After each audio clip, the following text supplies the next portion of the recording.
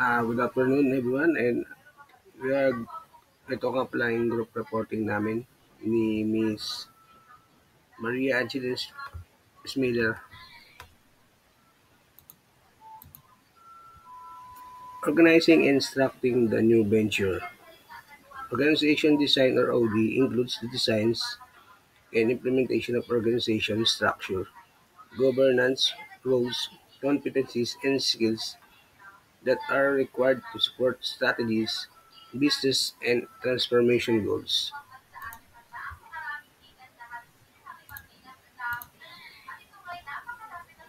Evaluating, restructuring, or reshaping your organization design can help if you are facing one of the following business challenge. There has there has been a major change in the internal environment, new competitors, new technologies, or new regulation. You are starting up a new company or division. You want to execute aggressive growth plans. Your business strategy has changed.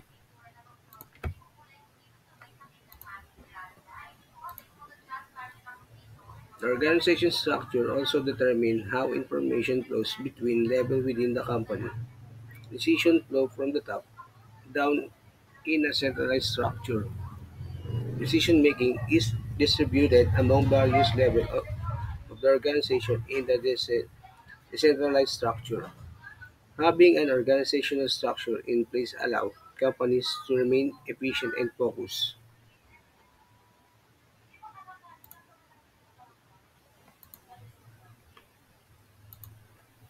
Narito yung ibang key points para dito sa aming reporting. Ang una is an organizational structures outline how certain activities are directed to achieve the goals of an organization. Number two, successful organization structure define each employee jobs and how it fits within the overall system. And number three, centralized structure has defined change of command. Decentralized structure give almost every employee of high level of personal agency. Number four, types of organizational structures include functional, divisional, plac- platitude, and matrix structures. Senior le- Senior level should consider a variety of factors including the business goals, industry, and culture before deciding which types of organization of best of their businesses. And the understanding of organizational structure. Businesses of all shapes and sizes have heavily in organizational structure. They define a specific hierarchy within an organization.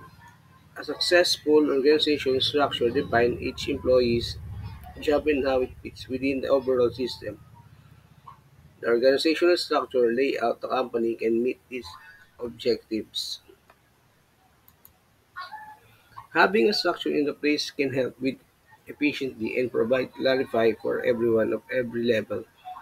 An effective organizational structure should result in each department within the organizational becoming more focused and productive.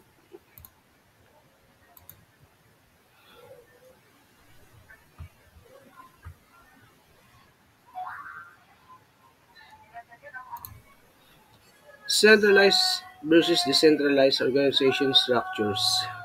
An organizational structure is either centralized or decentralized.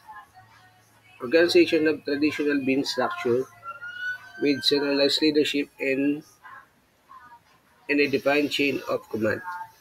In centralized organizations, strategic planning, goal setting, budgeting, and talent deployment are typically conducted by the single, senior or leadership team.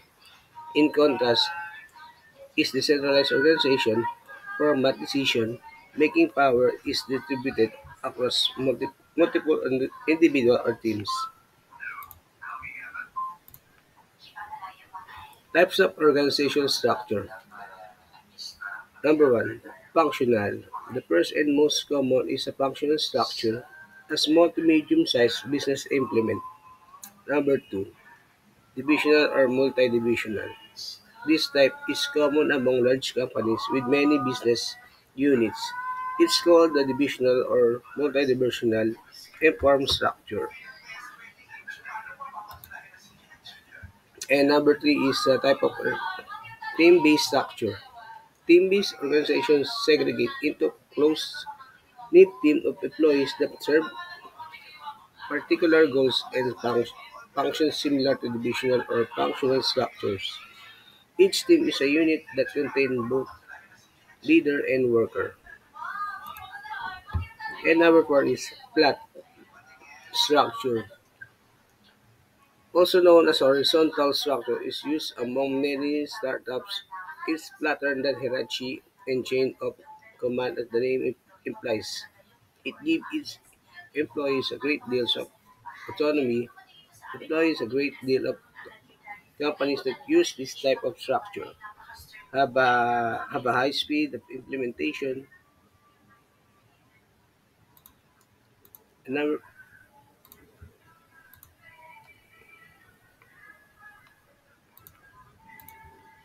matrix structure. Firms can also have a matrix structures.